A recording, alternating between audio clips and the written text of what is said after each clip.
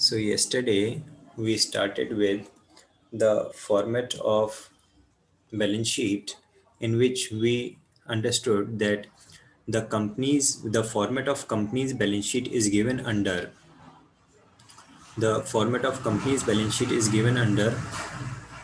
part 1 of schedule 3 of the Companies Act 2013. And the format of company's balance sheet is in a vertical form in which the first of all we mention equity and liabilities, and at a later stage we do mention the assets. So balance sheet can be divided into two parts, that is equity and liabilities. The balance sheet can be divided into two parts, that is equity and liabilities on the one side and the assets on the other side. After that, the equity and liabilities can be further subdivided into four parts, that is shareholders fund, share application money pending allotment, non-current liabilities and current liabilities, non-current and current. Then shareholder fund can be further subdivided into three parts, that is share capital, reserve and surplus, and money received against share warrant. Money received against share warrant, we need not to study the detail of it as it will not be evaluated in our examinations. So we just have to concentrate over the share capital and reserve and surplus. In the share capital, various types of share capital is there, like equity share, preference shares. After that, the categories of those like authorized share capital, issued share capital, subscribed and fully paid up, subscribed but not fully paid up, calls in arrear, share forfeiture. All these items will be dealt with share capital. In the reserves and surplus, we have to take the balance of statement of profit and loss. It may be positive, it may be negative. We have to take all kinds of reserves. It may be general reserves, it may be specific reserves, it may be capital reserves, it may be revenue reserves. All sorts of reserves will be taken here. After that, share application money pending allotment. Again, we need not to concentrate over this item because it will not be evaluated in the examination. Then we come to the non-current and current. Non-current liabilities again having the four subheadings, and current liabilities are also having the four subheadings. And many of the headings are similar also. If we can concentrate, few of the headings like in the non-current liabilities, the first item is long-term borrowing. In the current liability, the first item is short-term borrowing. Easily you can just correlate. In the long-term liabilities, the last item is long-term provisions. In the current liabilities, the last item is short-term provisions. In the long-term liability, in the non-current liabilities, the item number C is other long-term liabilities. In the current liabilities, the third item is other current liabilities. Means a lot of similarities there. After that, in the current liabilities, you all know that creditors and bills payable is having the main role. अगर हम किसी को भी पूछें current liabilities में क्या आता है तो सबसे पहला आइटम उसके माइंड में क्रेडिटर ही स्ट्राइक करेगा. तो obviously that has to be taken here in current liabilities. And this is one is deferred tax liability, and again the detail of deferred tax liability need not to be studied in detail as it will not be evaluated in the board examination. So till here we already studied yesterday, and I hope everyone must had taken a review, must have gone through with the whole text once again. एक बार revise सबने किया ही होगा. Let us move to the next part of the balance sheet, that is assets. Unlike to equity and liabilities, like equity and liabilities can be further subdivided into four parts, but the assets will be subdivided into two parts only. ये सबसे अच्छी चीज है कि हमने equity and liabilities को तो four parts में किया था, but the assets will be subdivided into two parts. One will be the non-current assets, and the second will be the current assets. The non-current and current दो ही तरह के assets होते हैं, या तो नॉन करंट होंगे या करंट होंगे. नॉन करंट का मीनिंग आप समझते ही हैं, that is assets which remain with the business for a long period.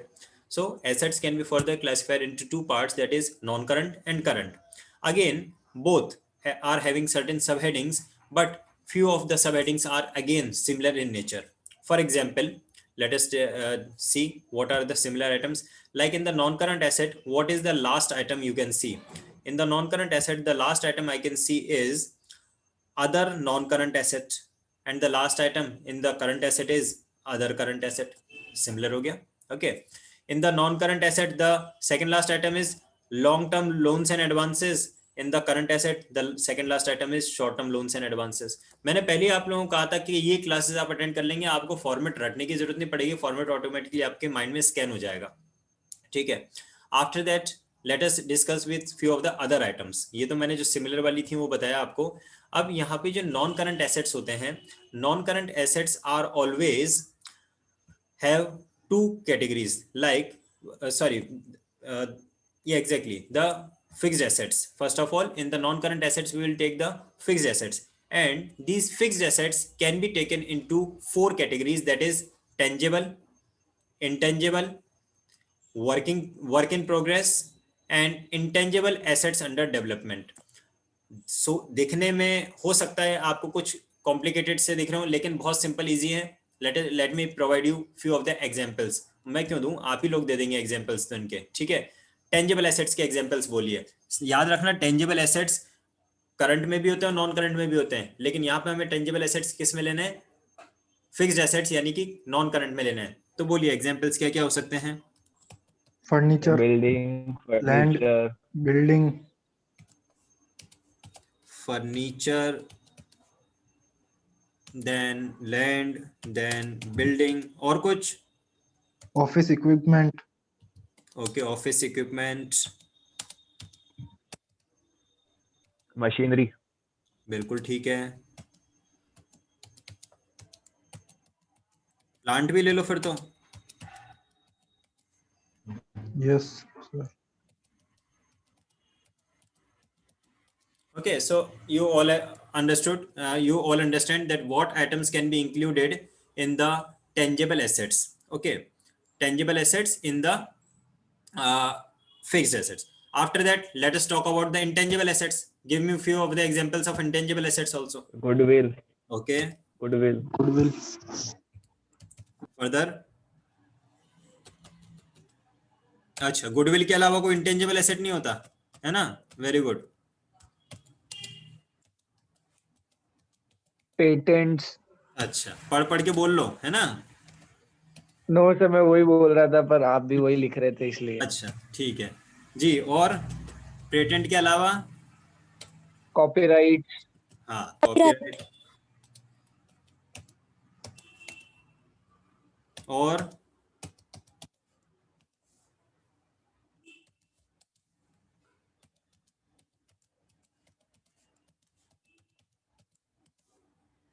ठीक है।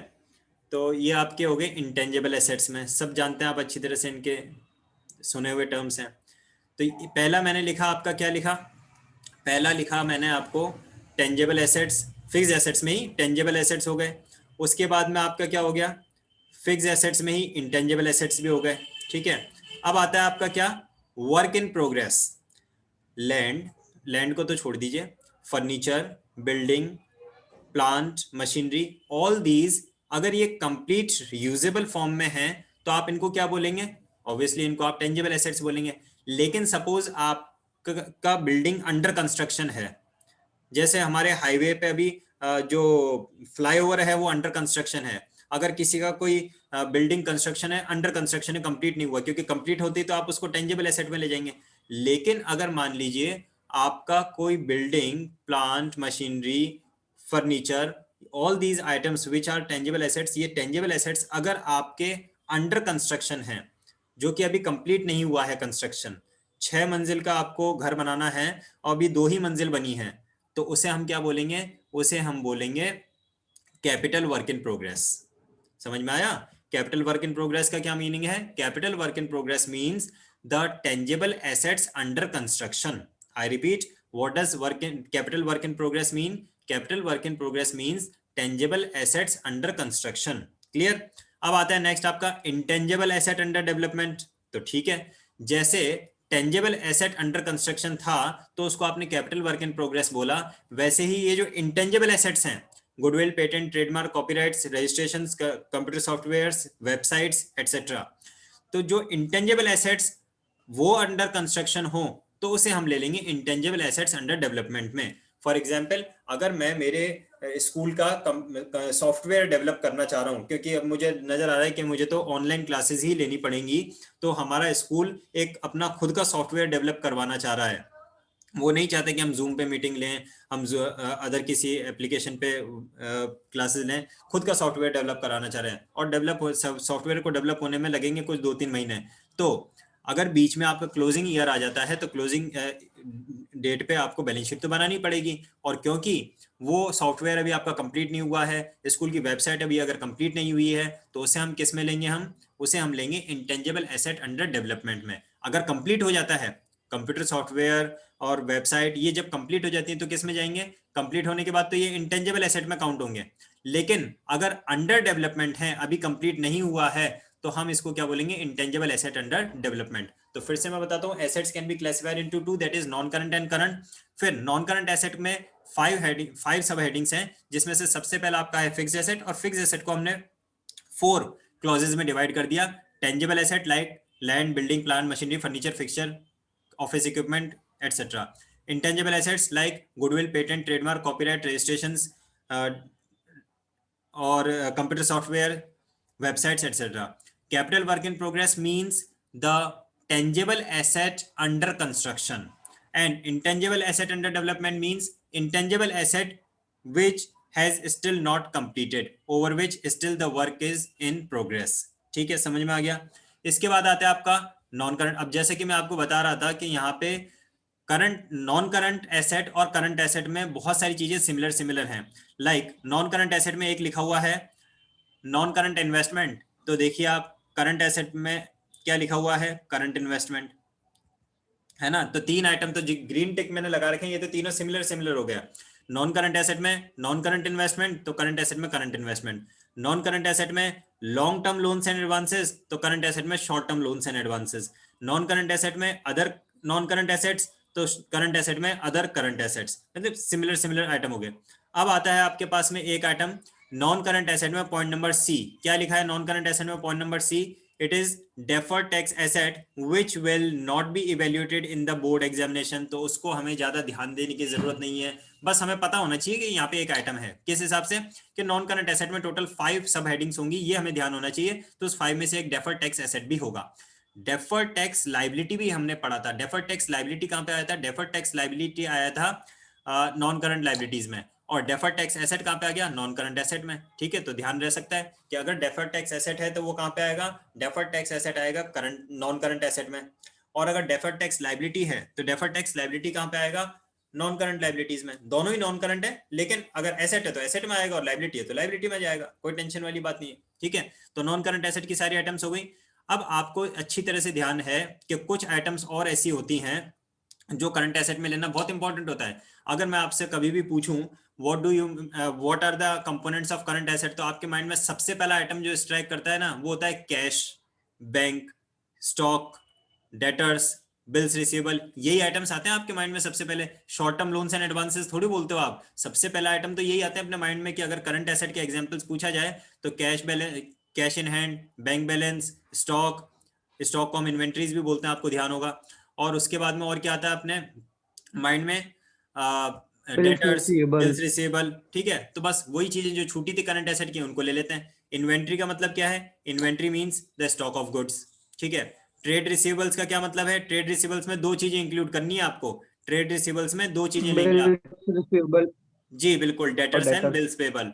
ट्रेड रिसीवेबल्स में आपको कितनी चीजें लेनी है, ट्रेड रिसीवेबल्स में we will take 2 items, that is debtors and bills receivable. अच्छा, ये डेटर्स को डेप्टर्स कौन कौन पढ़ता है क्या कोई ऐसा इंटेलिजेंट?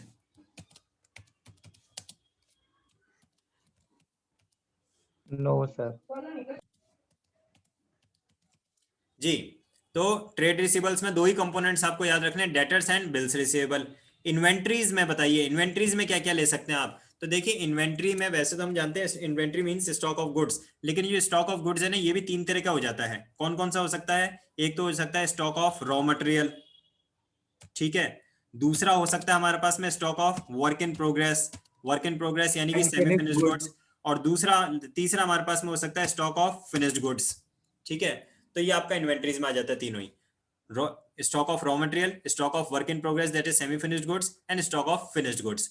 ट्रेड रिसीवेबल्स में क्या क्या लिया हमने, debtors and bills receivable. Cash and cash equivalents में आप क्या क्या लेंगे, चलिए बताइए जल्दी से। कैश एंड कैश इक्विवेलेंट्स में आप क्या क्या लेंगे? तो सबसे पहले आप कैश एंड ले लोगे, ठीक है। उसके बाद कैश एट बैंक ले लोगे, बैंक बैलेंस। हाँ, तो कैश एट बैंक या बैंक बैलेंस एक ही बात हो गई। कैश इन हैंड ले लिया, कैश एट बैंक ले लिया, और क्या लोगे आप इसमें कैश एंड कैश इक्विवेलेंट में, बताइए? कैश एंड कैश इक्विवेलेंट में हम ड्राफ्ट इन हैंड ले सकते हैं, ठीक है, बैंक ड्राफ्ट होता है ना, तो बैंक ड्राफ्ट भी ले सकते हैं हम, बैंक ड्राफ्ट। और क्या ले सकते हैं हम कैश एंड कैश इक्विवेलेंट में, हम ले सकते हैं check in hand,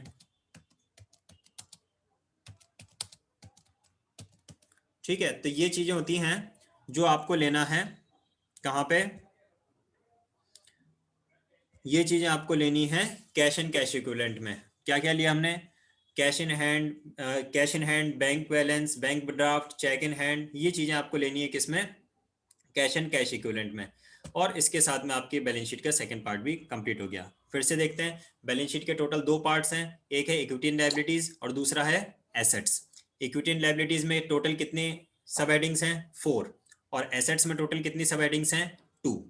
equity and liabilities की 4 सब हेडिंग्स के नाम बोलिए। सबसे पहला शेयर होल्डर्स फंड, दूसरा share application mean pending allotment. मेरे साथ साथ रिपीट करते जाइए, आप भले अगर बोल नहीं रहे तो मन में मेरे साथ साथ बोलते जाइए, है ना, विदाउट वॉइस भी आप अपने मन में भी रिकॉल कर सकते हैं मैं जो बोल रहा हूँ, तो उससे आपके माइंड में सेट होता जाएगा।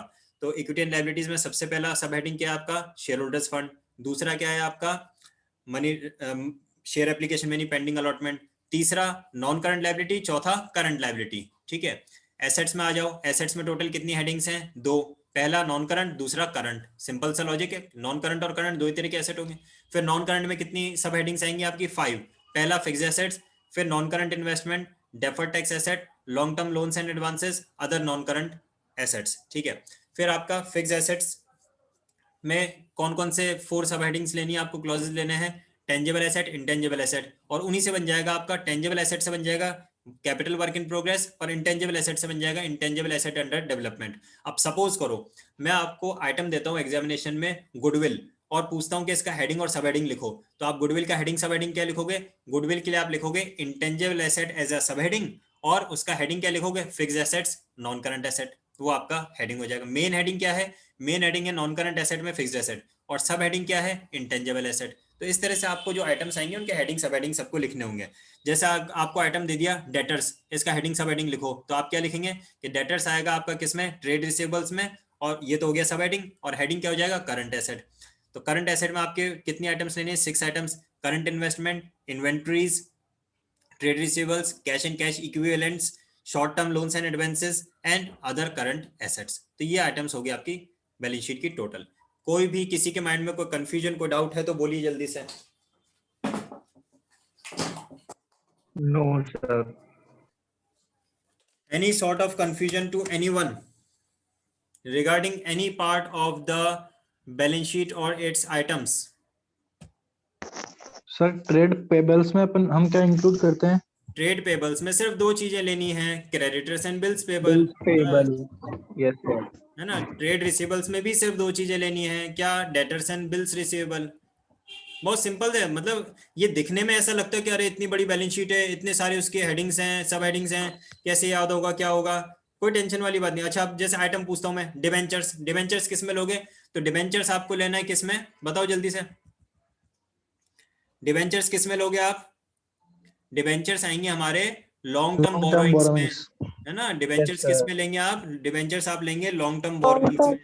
और अगर मॉर्गेज लोन पूछो तो मॉर्गेज लोन किस में लोगे, मॉर्गेज लोन भी आपका लॉन्ग टर्म बोरोइंग्स में। पब्लिक डिपॉजिट्स भी लॉन्ग टर्म बोरोइंग आप लेंगे। अगर मैं पूछूं आपसे प्रोविजन फॉर टैक्सेशन, तो प्रोविजन फॉर टैक्सेशन हम लेंगे किसमें, शॉर्ट टर्म प्रोविजन में। हाँ, क्योंकि जो प्रोविजन फॉर टैक्सेशन है वो हम आज बनाते हैं और साल के एंड तक उसको पे कर देते हैं टैक्स। तो ऐसा थोड़ी टैक्स का प्रोविजन आज बनाओ 10 साल बाद पे करोगे, टैक्स तो हर साल पे करना है। तो provision for tax short term provision है। लेकिन अगर मैं आपसे पूछूं दैट इज प्रीमियम, क्या एक बनाते थे ना आप लॉन्ग टर्म प्रोविजन में, premium on redemption of debenture, premium on redemption of debenture account अगर हम पूछे तो वो किस में जाएगा, तो premium on redemption of debenture account जाएगा लॉन्ग टर्म प्रोविजंस में, क्योंकि जब डिबेंचर्स को रिडीम करेंगे तब तक के लिए हमने बना रखा है। तो premium on redemption of debenture आएगा आपका किसमें, लॉन्ग टर्म प्रोविजंस में। अगर मैं आपसे पूछूं सिक्योरिटीज प्रीमियम रिजर्व, तो सिक्योरिटीज प्रीमियम रिजर्व किस में जाएगा आपका, सिक्योरिटीज प्रीमियम रिजर्व सोचो, रिजर्व्स एंड सरप्लस, सरप्लसेस में आएगा सिक्योरिटीज प्रीमियम रिजर्व। और अगर हम देखें कि forfeited share forfeiture account, share forfeiture account किस में आएगा, share forfeiture account will be show as an addition share forfeiture account will be shown as an addition to the subscribed share capital. Subscribed and it will be an item of share capital. वो addition word जरूर लिखना उसके लिए. calls in arrear किस में जाएगा?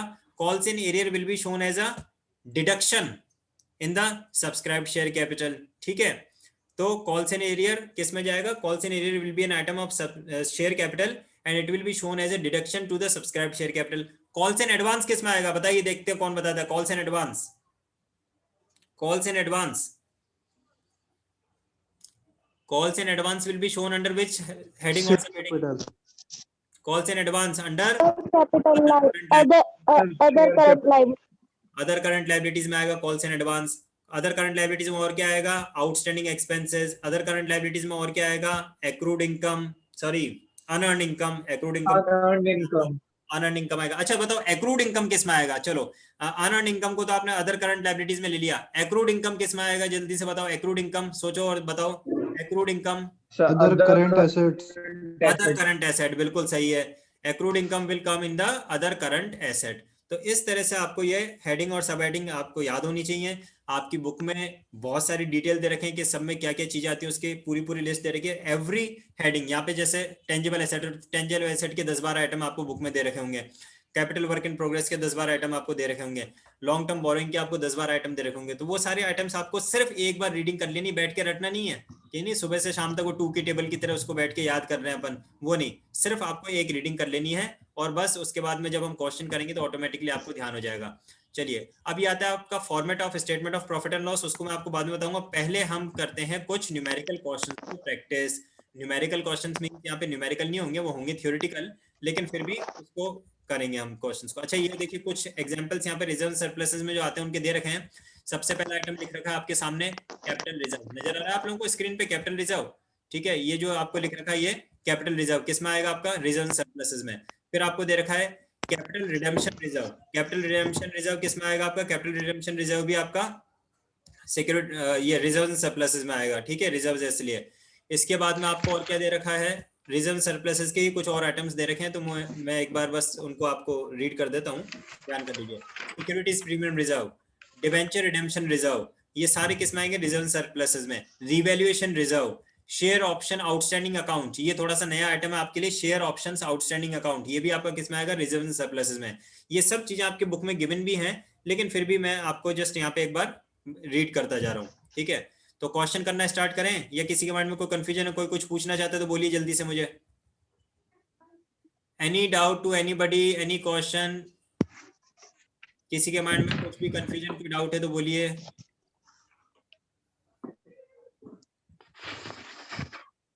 हाँ अब ठीक है. देखिए इतना खामोश तो बच्चे दो ही कंडीशन में होते हैं, या तो सबको समझ में आ जाए या कुछ भी समझ में ना आए. अब यहाँ पे कौन सी सिचुएशन है? चलिए टेस्ट के फॉर्म में शुरू करते हैं. आपको आपकी स्क्रीन पे क्या नजर आ रहा है? Sir numeric question, items. बिल्कुल बिल्कुल ठीक है. ठीक है, तो अब जैसे 5 आइटम्स आपको दिख रही हैं. इन 5 आइटम्स के आपको हेडिंग और सब हेडिंग, हेडिंग का मतलब मेन हेडिंग और फिर सब हेडिंग, वो आपको अपनी कॉपीज में लिख लेना है और फिर हम इसको चेक करेंगे. या फिर नहीं भी लिख ही लीजिए तो अच्छा रहेगा, क्योंकि माइंड में तो सोचा हुआ पता नहीं सही हो, आप वापस स्किप कर जाओ. तो देखिए डिबेंचर्स का हेडिंग सब हेडिंग क्या होना चाहिए? डिबेंचर्स किस में आना चाहिए? Long term borrowings, non current liability and non current liability. ठीक है, public deposit, long term borrowings, non current liability. बिल्कुल ठीक है, long term borrowings and non current liabilities. Securities premium reserve, reserves and surplus, share holders fund. हाँ reserve surplus तो सब heading हो गया. हेडिंग बताओ, मेन हेडिंग बताओ. Share holders fund. Capital reserve,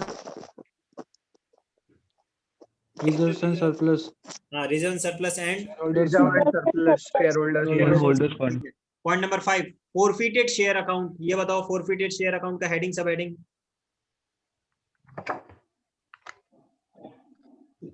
share capital. Share capital में फिर sub heading बताओ. Share capital, addition to subscribed capital, share holders fund. Addition to the subscribed share capital. बिल्कुल ठीक है. अब इसको चेक कर लेते हैं कि हमने जो बोला वो सही है कि नहीं. मैं उम्मीद करता हूँ आप लोग बुक खोल के आंसर नहीं कर रहे हैं, जो भी आंसर कर रहे हैं वो सब आप रिलीजियसली आंसर कर रहे हैं. ठीक है, तो हम चेक कर लेते हैं जरा जो हमने सोचा वो सही है कि नहीं. देखिए डिबेंचर्स का नॉन करंट लायबिलिटीज में long term borrowings, public deposits का, नॉन करंट लायबिलिटीज में long term borrowings, securities premium reserve का, शेयर होल्डर्स फंड में reserve surpluses, then capital reserve का, शेयर होल्डर्स फंड में reserve surpluses, share forfeiture account का, share holders fund में subscribed capital shown by way of addition, bracket में clear words में लिखा है इसने shown by way of addition, ये वर्ड आपको लिखना जरूरी है। अगर आपने इसको सिंपली सब्सक्राइब कैपिटल लिख दिया तो आपके आधे मार्क्स कट जाएंगे। Shown by way of addition लिखना पड़ेगा आपको। कोई कंफ्यूजन किसी के माइंड में कि किस तरह का क्वेश्चन एग्जाम में आने वाले हैं, समझ में आया आप लोगों को? सिंपली आपको इस तरह से आइटम्स दे दी जाएंगी और आपसे पूछा जाएगा कि इनके मेन हेडिंग और सब हेडिंग आपको लिखनी है। कितनी आइटम देंगे आपको? 6 आइटम्स आपको एग्जाम में देंगे और 3 मार्क्स का वो क्वेश्चन होगा। ठीक है, तो इजी है ना चैप्टर, कोई ज्यादा डिफिकल्ट तो लगा ही नहीं। सिंपली आपको आइटम्स गिवन रहेंगे, उन आइटम्स के आपको हेडिंग और सब हेडिंग लिखनी है, तो उनको अगर आप 5-7 बार पढ़ लोगे तो आपको ध्यान हो जाएंगी। ठीक है, तो अब फिर से हम कुछ आइटम्स को लेते हैं और ये क्या हुआ जी, 6 to 10। पहला आइटम आपको दे रखा है interest accrued and due on debentures. Debentures है तो इतना तो समझ में आ रहा है आपका कि अपनी लाइबिलिटी में होता है डिवेंचर्स, तो करंट नॉन करंट लाइबिलिटी होते हैं।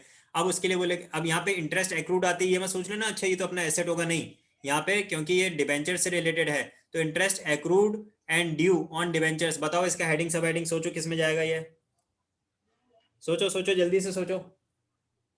पहले तो ये सोचो क्या ये करंट है या नॉन करंट है, तो ऑब्वियसली बात है कि नॉन, ये करंट में ही आएगा। नॉन करंट, करंट होगा भाई, इंटरेस्ट है, डिवेंचर होता है नॉन करंट, इंटरेस्ट तो करंट में आएगा ना। Yes sir. ठीक है, तो पहली बात तो करंट है, तो करंट लायबिलिटीज का हेडिंग हो जाएगा। अब सोचो जो करंट लायबिलिटी में हमने 4 हेडिंग्स पढ़ी थी वो क्या क्या थी? तो करंट लायबिलिटीज में हमने पढ़ी थी, सबसे पहला क्या था आपका करंट लायबिलिटीज में? Short term borrowing, short term borrowing. दूसरा क्या था? Trade payables, trade pebbles. तीसरा क्या था आपका? Other current liabilities, liability. और चौथा क्या था? Short term provision. Short term provisions. तो क्या ये आपको शॉर्ट टर्म बोरोइंग दिख रहा है क्या? नहीं, शॉर्ट टर्म बोरोइंग नहीं है। क्या ये ट्रेड पेबल्स में आ सकता है? ट्रेड पेबल्स में तो 2 ही आते हैं, क्रेडिटर एंड बिल पेबल। क्या ये शॉर्ट टर्म प्रोविजन आपको लग रहा है? प्रोविजन थोड़ी ना है, ये तो लाइबिलिटी है। तो क्या बचा हमारा? Other current other liabilities. Current liability. बस इसी तरह से आपको इसके बनाने होते हैं हेडिंग सब हेडिंग। हेडिंग तो अपन को दिख रहा है कि करंट है। अब करंट में जो 4 हैं उसमें से सोच लो कि कौन से में आता है। नहीं समझ में आ रहा तो जो जिनमें नहीं आता उनको एलिमिनेट करते जाओ, बचा हुआ आपके पास अदर करंट लायबिलिटी आपका इसका सब हेडिंग हो जाएगा। नेक्स्ट आइटम देखो, interest accrued but not due on debentures. तो बिल्कुल सिमिलर सा ही आइटम है, तो इसका भी मेन हेडिंग क्या होगा आपका? Non current, sorry, main heading क्या होगा आपका? Current liabilities. और सब हेडिंग क्या हो जाएगा आपका? Other current.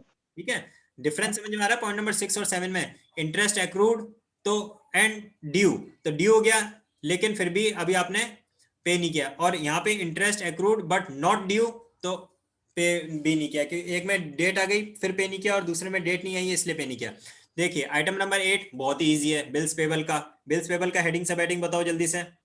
Bills payable, bills payable आएगा current liability, payables, under current payables. Trade payables. फिर आया आपका एडवांसेस रिसीव्ड फ्रॉम कस्टमर्स।